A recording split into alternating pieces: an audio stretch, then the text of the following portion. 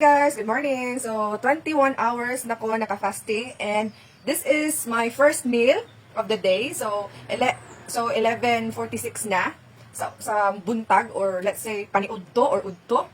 So, naata diri 3 sunny eggs and then naako diri bagoong, binagoongan na pork na naitaba og isa ka buok na kanang talong o gibutangan ako syempre perfect match bagoong, sweet but sugar-free na bagoong. Oh, perfect match, low carb selection. So, ayan.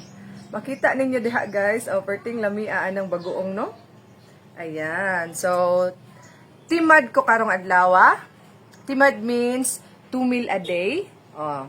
So, karon ikaduha ko mukaon sa isa ka adlaw. And then, mauni ang akong pagkaon. So, dali na. Mga unata. Let's eat. Ayan, kalami, guys.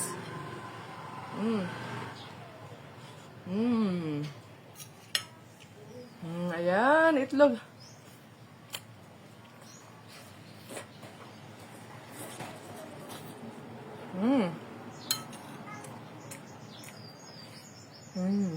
Ayan, mga ano to?